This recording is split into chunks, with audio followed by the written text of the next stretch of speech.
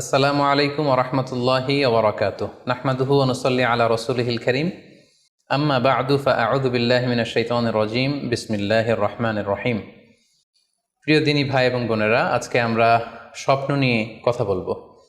ইসলামে স্বপ্নের গুরুত্ব এবং তাৎপর্যের ব্যাপারে আমরা প্রায়ই অনেকের কাছ থেকে শুনে থাকি যে তারা ভয়ঙ্কর কিছু স্বপ্ন দেখে থাকেন এবং অনেকে স্বপ্ন দেখে এই স্বপ্নের ব্যাখ্যা কি হতে পারে বা তাবির কি হতে পারে সেটি জানবার জন্য অনেক সময় আমাদের শরণাপন্ন হন, বা অনেক মানুষ অনেক ধরনের স্বপ্ন দেখে থাকেন। এ ব্যাপারে আমাদের কাছে ওনারা জানতে চান যে এই স্বপ্নের মানে কি, এটার তাৎপর্য কি, এটা অর্থবহ কিনা, বা তাদের কি করা উচিত। তো সেজন্য আজকে আমরা এই স্বপ্ন নিয়ে the significance of dream in Islam এই ব্যাপারে বিস্তর আলোচনা করবার চেষ্টা করবো। আমা তাওফিকি ইল্লা বিল্লাহ।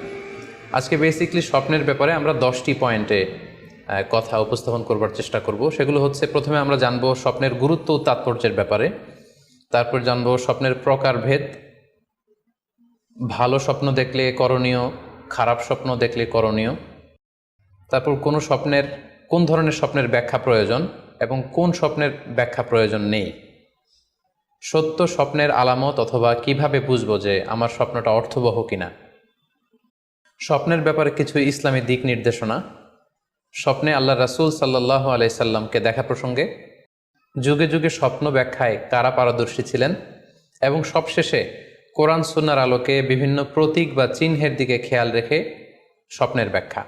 এই 10টি পয়েন্টে আজকে আমরা স্বপ্ন নিয়ে আলোচনা করার চেষ্টা করব ইনশাআল্লাহ। আমরা সাধারণত অনেকে মনে করে থাকি যে স্বপ্ন হচ্ছে নিছক একটি স্বপ্ন বা এটা কল্পনাপ্রসূত বিষয়। মুমিনের জীবনে বা বিশ্বাসীর জীবনে স্বপ্ন শুধু নিছক স্বপ্ন নয়, বরং এটা মুমিন জীবনে অনেক অর্থবহ এবং তাৎপর্যপূর্ণ। মুমিন জীবনে এটা একটা ভালো স্বপ্ন হতে পারে আল্লাহ তাআলার পক্ষ থেকে কোনো ধরনের সুসংবাদ কিংবা দিক নির্দেশনা, কিংবা হতে পারে বান্দার প্রতি সতর্কবাণী। একচোখা বস্তুবাদীরা বলে থাকে আমরা যখন ঘুমাই তখন মস্তিষ্ক আমাদের স্মৃতিগুলো নিয়ে নাড়াচাড়া করে, আমাদের স্মৃতিগুলোকে পুনর্বিন্যাস করে, আর সেটাই আমাদের কাছে স্বপ্ন হিসেবে ধরা দেয়।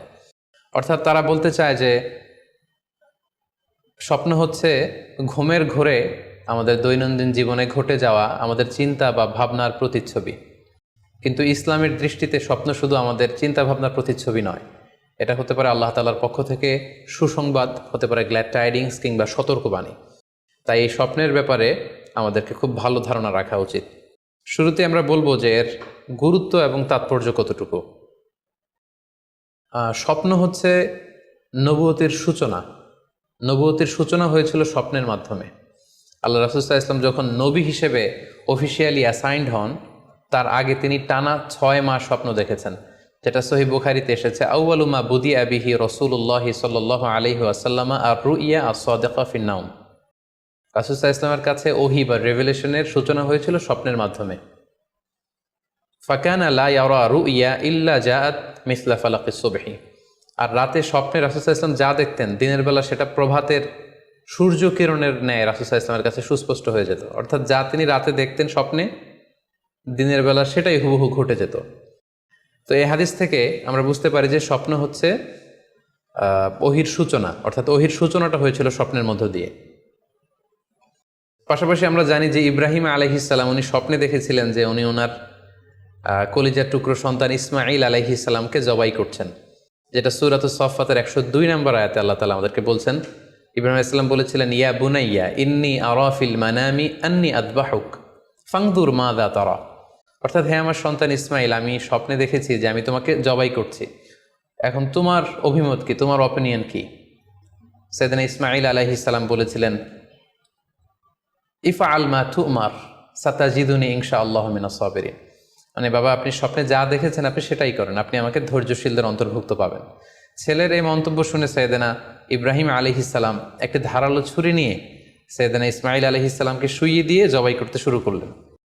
তো এই ঘটনা থেকে বোঝা যায় নবীদের স্বপ্ন এটা সাধারণ কোনো স্বপ্ন নয়, এটা ওহীর অন্তর্ভুক্ত। নবীদের স্বপ্ন যদি নিছক স্বপ্নই হতো, তাহলে একটা স্বপ্নের উপর ভিত্তি করে সাইয়েদনা ইব্রাহিম আলাইহিস সালাম ওনার সন্তানকে জবাই করার জন্য উদ্যত হতেন না। তার মানে বোঝা গেল নবীদের স্বপ্ন হচ্ছে এটা মিন ওয়াহিল্লাহ, এটা আল্লাহ তাআলার পক্ষ থেকে নবীদের প্রতি ওয়াহি। পাশাপাশি আল্লাহ রাসূল সাল্লাল্লাহু আলাইহি ওয়াসাল্লাম যখন মক্কার কাফিরদের দ্বারা অত্যাচারিত হয়ে মদিনায় হিজরত করেছিলেন। মদিনায় যাওয়ার প্রায় 6 বছর পরে 6ষ্ঠ হিজরিতে তিনি স্বপ্ন দেখলেন যে তিনি আবার মক্কায় ফিরে গিয়েছেন। সেখানে তিনি মসজিদুল হারামে প্রবেশ করেছেন এবং বাইতুল্লাহ শরীফ তিনি তাওয়াফ করছেন। তো এই স্বপ্ন দেখার পরে আল্লাহ রাসূল সাল্লাল্লাহু আলাইহি ওয়াসাল্লাম সাহাবাদেরকে নিয়ে ওমরা করার জন্য মক্কায় রওনা হলেন। এটাই প্রমাণ করে যে স্বপ্ন যদি নবীদের জন্য নিছক স্বপ্ন হতো তাহলে এই ঝুঁকি, এই রিস্ক আল্লাহ রাসূল সাল্লাল্লাহু আলাইহি ওয়াসাল্লাম নিতেন না। কিন্তু এই ঝুঁকি নিয়েও তিনি ওমরা করতে গিয়েছিলেন। যদিও সে বছর তিনি ওমরা করতে পারেননি, ওনাকে ফিরে আসতে হয়েছিল। তৎপরবর্তী বছর অর্থাৎ 7ম হিজরিতে তিনি এই ওমরাটি সম্পাদন করেছিলেন। তো এই আয়াত এবং রাসূল সাল্লাল্লাহু আলাইহি ওয়াসাল্লামের এই ঘটনাকে কেন্দ্র করে বোঝা যায় স্বপ্ন শুধু নবীদের জন্য স্বপ্ন নয়, এটা ওহীর অন্তর্ভুক্ত। সূরাতুল ফাতিহা আল্লাহ তাআলা ইরশাদ করছেন, লাকাদ সাদাকাল্লাহু রাসূলাহুর রুইয়া বিল হক লা তাদখুলুন্নাল মাসজিদাল হারামা ইনশাআল্লাহ। অর্থাৎ আল্লাহ তাআলা আপনার স্বপ্নকে হে নবী অবশ্যই সত্যায়ন করবেন এবং অচিরে ইনশাআল্লাহ আপনি মসজিদুল হারামে উমরা করার জন্য প্রবেশ করবেন। তাহলে প্রথমে আমরা জানলাম যে নবীদের কাছে ওহীর সূচনা, বিশেষ করে রাসূল সাল্লাল্লাহু আলাইহি ওয়াসাল্লামের কাছে ওহীর সূচনা হয়েছিল স্বপ্নের মধ্য দিয়ে। এরপর আমরা জানলাম নবীদের স্বপ্ন নিছক স্বপ্ন নয়, এটা ওহীর অন্তর্ভুক্ত। এই পর্যায়ে আমরা জানব যে বিশ্বাসীদের জন্য, যারা মুমিন, তাদের জন্য স্বপ্নের গুরুত্ব কতটুকু। সেক্ষেত্রে আমরা সহিহ বুখারীর একটা হাদিস উল্লেখ করতে পারি, যেখানে আল্লাহ রাসূল সাল্লাল্লাহু আলাইহি ওয়াসাল্লাম বলেছেন, লাম ইয়াবকা মিনান নবুওয়াতি ইল্লাল মুবাশশিরাত। অর্থাৎ নবুয়ত আর পৃথিবীতে নেই, নবী হওয়ার সুযোগ আর পৃথিবীতে নেই, নবুয়ত বন্ধ হয়ে গিয়েছে। কিন্তু আল্লাহ তাআলার পক্ষ থেকে মুবাশশিরাত কিন্তু বন্ধ হয়নি, মুবাশশিরাত আসবে। সাহাবা জিজ্ঞেস করলেন, ওমাল মুবাশশিরাত, হে আল্লাহ রাসূল মুবাশশিরাত কি? আল্লাহ রাসূল সাল্লাল্লাহু আলাইহি ওয়াসাল্লাম বললেন, আর রুইয়া আস-সালেহা। মুবাশশিরাত হচ্ছে সত্য স্বপ্ন। বিশ্বাসীরা যখন রাত্রিবেলা সত্য স্বপ্ন দেখবে, বিশ্বাসীদের জন্য সত্য স্বপ্ন বা সুন্দর স্বপ্ন নিছক স্বপ্ন নয়, এটা আল্লাহ তাআলার পক্ষ থেকে গ্ল্যাড টাইডিংস, সুসংবাদ হতে পারে অথবা সতর্ক করা হতে পারে। এমনকি আল্লাহ রাসূল সাল্লাল্লাহু আলাইহি সাল্লাম বলেছেন যে ভালো স্বপ্ন হচ্ছে নবুয়তির 46 ভাগের 1 ভাগ। সহিহ বুখারীতে এসেছে, আল্লাহর হাবিব সাল্লাল্লাহু আলাইহি ওয়াসাল্লাম ইরশাদ করেন, আর রুইয়া আস-সালিহা জুজউন মিন 46 জুজআন মিনান নুবুওয়া। অর্থাৎ ভালো স্বপ্ন বা সত্য স্বপ্ন নবুয়তির 46 ভাগের 1 ভাগ। Could you imagine that? কি করে একজন বিশ্বাসীর স্বপ্ন নবুয়তির 46 ভাগের 1 ভাগ হতে পারে? তার মানে মুমিনের স্বপ্ন, একজন বিশ্বাসীর স্বপ্নকে আল্লাহ তাআলা অনেক বেশি গুরুত্ব দিয়েছেন। এটা শুধু স্বপ্ন নয়, এটা হতে পারে আল্লাহ তাআলার পক্ষ থেকে একটা গাইডেন্স, হতে পারে কোনো গ্ল্যাড টাইডিংস, সুসংবাদ, হতে পারে কোনো সতর্কতা বাণী। এজন্য এই স্বপ্নকে, বিশ্বাসীদের স্বপ্নকে আল্লাহ রাসূল সাল্লাল্লাহু আলাইহি ওয়াসাল্লাম নবুয়তির 46 ভাগের 1 ভাগ বলে উল্লেখ করেছেন। কেন তিনি বিশ্বাসীদের স্বপ্নকে নবুয়তির 46 ভাগের 1 ভাগ বলে উল্লেখ করলেন? এর কারণ হচ্ছে, আমরা জানি যে আল্লাহ রাসূল সাল্লাল্লাহু আলাইহি সাল্লাম তিনি নবী হয়েছিলেন কত বছর বয়সে? জি, 40 বছর বয়সে। এবং তিনি পৃথিবী থেকে ইন্তেকাল করেছিলেন 63 বছর বয়সে। অর্থাৎ ওনার নবুয়তির পুরো ডিউরেশনটা ছিল 23 বছর। তাহলে নবুয়তির সময়সীমা ডিউরেশন ছিল 23 বছর। আর নবুয়তি প্রাপ্তির আগে তিনি টানা 6 মাস শুধু স্বপ্ন দেখতেন। তাহলে এই 6 মাসকে যদি আমরা 23 বছর দিয়ে 23 বছরের উপর ভাগ করি, তাহলে এটা 46 ভাগের 1 ভাগ হয়। এবং সে কারণে আল্লাহ রাসূল সাল্লাল্লাহু আলাইহি সাল্লাম সত্য স্বপ্নকে নবুয়তির 46 ভাগের 1 ভাগ বলে ঘোষণা করেছেন। এই পর্যায়ে আমরা জানবো স্বপ্নের প্রকার ভেদের ব্যাপারে। খুব সোজা সাপটা যদি বলতে হয়, তাহলে বলতে হবে যে স্বপ্ন হচ্ছে 3 প্রকার। একটা হচ্ছে আল্লাহ তাআলার পক্ষ থেকে, যেটা আল্লাহ দেখান। আরেকটি হচ্ছে শয়তানের পক্ষ থেকে, যেটি শয়তান মানুষকে দেখায়। আরেকটি হচ্ছে নিজের পক্ষ থেকে, অর্থাৎ সারাদিন আপনি যেটা নিয়ে কনসার্নড, সারাদিন আপনি আপনার চিন্তা ভাবনার মধ্যে যেই জিনিসটাকে স্থান দেন, সেটাই আপনি রাত্রিবেলা দেখেন। অর্থাৎ দিনের বেলা হয়তো কেউ খেলাধুলা নিয়ে খুব ব্যস্ত, সে খুব ফুটবল পছন্দ করে, সারাদিন ফুটবল খেলে। দেখা যাবে যে রাতের বেলাও সে স্বপ্নে দেখছে যে সে ফুটবল খেলছে, অথবা স্টেডিয়ামে যে সে ফুটবল খেলা দেখছে। দিনের বেলা হয়তো সে বাজারে যে ব্যবসা বাণিজ্য করে, রাতেও হয়তো দেখা যাচ্ছে সে যে জিনিসপত্র কিনছে, দরদাম করছে। সো এটা তার পক্ষ থেকে।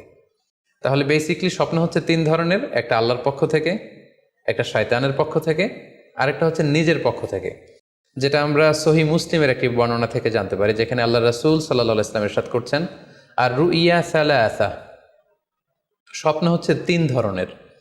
ফারুইয়া আসলেহা বুশরা মিনাল্লাহ, যেটা ভালো স্বপ্ন সেটা হয় আল্লাহর পক্ষ থেকে।